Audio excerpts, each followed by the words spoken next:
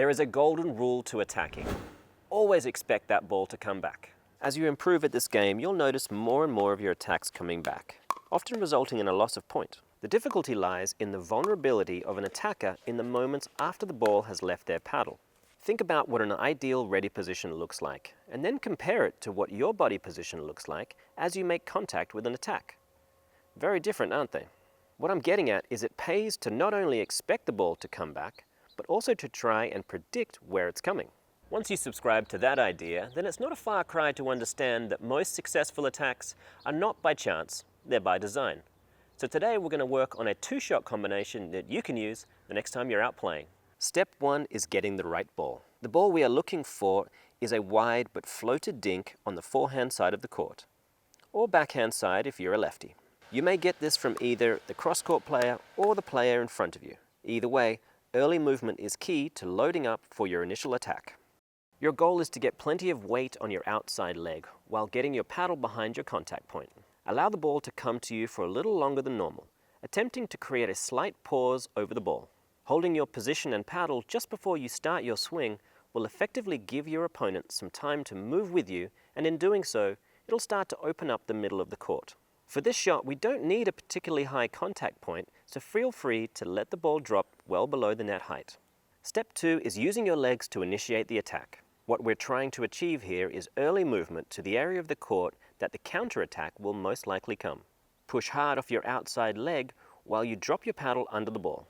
As you get close to contact, stabilize your wrist position and use a gentle rolling motion from shoulder and elbow to brush up on the ball. Your aim point isn't the opening in the middle of the court, it's the right shoulder of the player in front of you. This is typically a very difficult area to defend as it requires a quick transition from backhand to forehand. Once in a while, this shot will be a winner or it'll force an error, but we're not counting on that, are we? No, we're going to be prepared for the counterpunch. Step 3 is using your momentum towards the middle of the court and your paddles swing across your body to effectively block the counterattack. If your attack has been well placed and with some element of disguise, then there is very little chance that your opponent is going to catch it early enough to get it back to your forehand. This means presenting the backhand side of your paddle with a good shoulder turn is your best bet to get clean and early contact for your follow-up attack. What happens next will depend on the effectiveness of your attacks. You'll either get a well-deserved paddle tap from your partner, or you'll be engaged in a fast volley exchange until there's a winner or a reset.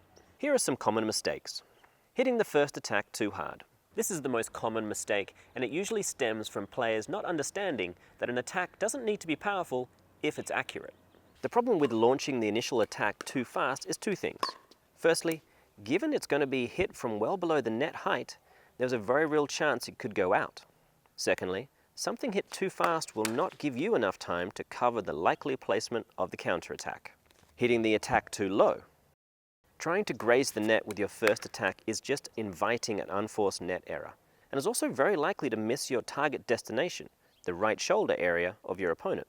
Most players typically keep their paddles close to waist height, which means it takes some time to not only open up the forehand side of the paddle, but also to raise it high enough to hit down on the ball.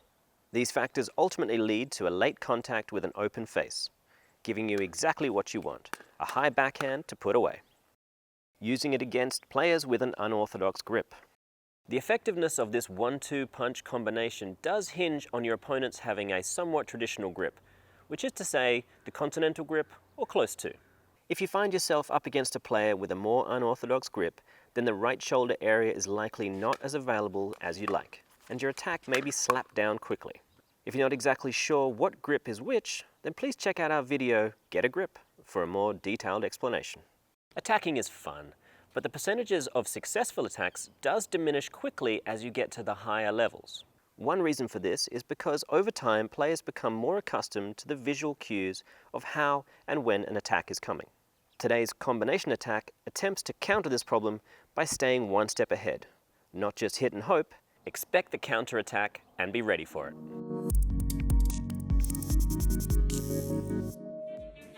How's the hair? Hair okay?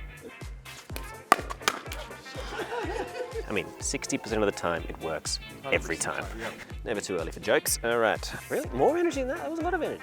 Firstly, hitting the first attack too hard. Well, I said first and firstly. That doesn't work. Hiya! Bugger! That the counterattack might slicely.